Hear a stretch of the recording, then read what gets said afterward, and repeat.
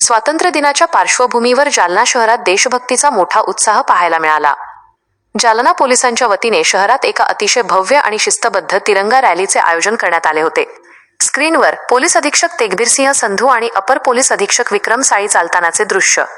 या रॅलीचे नेतृत्व पोलीस अधीक्षक तेगबीरसिंह संधू आणि अपर पोलीस अधीक्षक विक्रम साळी यांनी केले।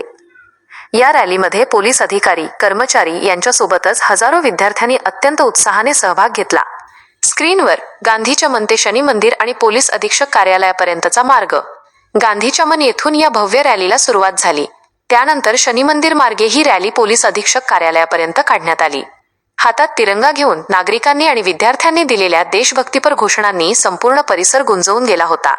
या रॅलीच्या माध्यमातून समाजात राष्ट्रीय एकात्मता, देशप्रेम आणि सामाजिक ऐक्याचा एक सशक्त संदेश देण्यात आला। रॅली दरम्यान पोलिसांकडून वाहतूक व्यवस्था आणि शिस्तीचे अत्यंत चोख नियोजन करण्यात आले होते। या आयोजनाबाबत अधिक माहिती देताना जालना पोलीस अधीक्षक तेगबीरसिंह संधू काय म्हणाले, पहा। स्वतंत्र दिवसासाठी आज जालना पोलीसने गांधी चमन चौक पासून जालना पोलीस मुख्यालयापर्यंत हे तिरंगा रॅली ऑर्गनाइज केलेली आहे।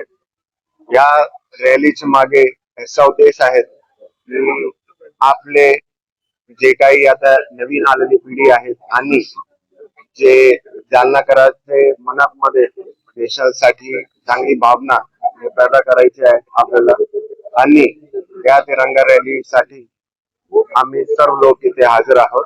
आता हे रॅली आपण इथे स्टार्ट करून जालना पोलीस मुख्यालयापर्यंत आम्ही रॅली काढणार आहोत।